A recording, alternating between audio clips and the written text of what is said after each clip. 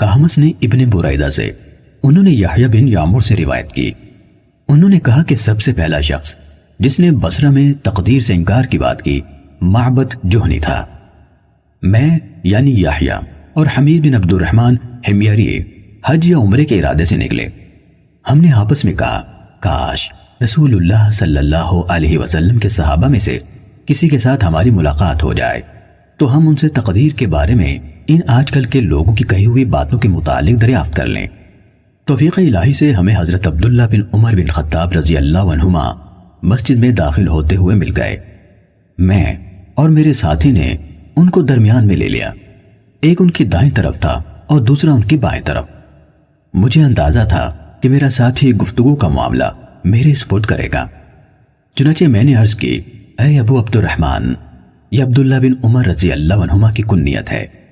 واقع یہ ہے کہ ہماری طرف کچھ ایسے لوگ ظاہر ہوئے جو قرآن مجید پڑھتے ہیں اور علم حاصل کرتے ہیں، اور ان کے حالات بیان کیے۔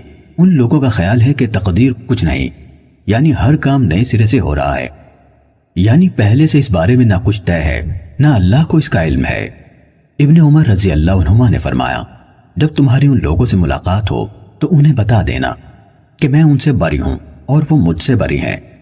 اس ذات کی قسم جس کے نام کے ساتھ عبداللہ بن عمر حلف اٹھاتا ہے، اگر ان میں سے کسی کے پاس احد پہاڑ کے برابر سونا ہو اور وہ اسے خرچ بھی کر دے تو اللہ تعالیٰ اس کی طرف سے اس کو قبول نہیں فرمائے گا یہاں تک کہ وہ تقدیر پر ایمان لے آئے۔ پھر کہا، مجھے میرے والد عمر ابن خطاب رضی اللہ عنہ نے بتایا، ایک دن ہم رسول اللہ صلی اللہ علیہ وآلہ وسلم کی خدمت میں حاضر تھے کہ اچانک ایک شخص ہمارے سامنے نمودار ہوا۔ اس کے کپڑے انتہائی سفید اور بال انتہائی سیاہ تھے۔ اس پر سفر کا کوئی اثر دکھائی دیتا تھا، نہ ہم میں سے کوئی اسے پہچانتا تھا، حتیٰ کہ وہ آ کر نبی اکرم صلی اللہ علیہ وسلم کے پاس بیٹھ گیا اور اپنے گھٹنے آپ کے گھٹنوں سے ملا دیے اور اپنے ہاتھ آپ صلی اللہ علیہ وآلہ وسلم کی رانوں پر رکھ دیے اور کہا، اے محمد صلی اللہ علیہ وسلم، مجھے اسلام کے بارے میں بتائیے۔ رسول اللہ صلی اللہ علیہ وسلم نے فرمایا، اسلام یہ ہے کہ تم اس بات کی گواہی دو کہ اللہ تعالیٰ کے سوا کوئی عبادت کے لائق نہیں اور محمد صلی اللہ علیہ وسلم اس کے رسول ہیں۔ نماز کا اہتمام کرو، زکوٰۃ ادا کرو، رمضان کے روزے رکھو، اور اگر اللہ کے گھر تک راستہ طے کرنے کی استطاعت ہو تو اس کا حج کرو۔ اس نے کہا، آپ نے سچ فرمایا۔ حضرت عمر رضی اللہ عنہ نے کہا، ہمیں اس پر تعجب ہوا کہ آپ سے پوچھتا ہے اور خود ہی آپ کی تصدیق کرتا ہے۔ اس نے کہا، مجھے ایمان کے بارے میں بتائیے۔ آپ نے فرمایا، یہ کہ تم اللہ تعالیٰ، اس کے فرشتوں، اس کی کتابوں، اس کے رسولوں اور آخری دن یعنی یوم قیامت پر ایمان رکھو اور اچھی اور بری تقدیر پر بھی ایمان لاؤ۔ اس نے کہا، آپ نے درست فرمایا۔ پھر اس نے کہا، مجھے احسان کے بارے میں بتائیے۔ آپ نے فرمایا، یہ کہ تم اللہ تعالیٰ کی عبادت اس طرح کرو گویا تم اسے دیکھ رہے ہو، اور اگر تم اسے نہیں دیکھ رہے تو وہ تمہیں دیکھ رہا ہے۔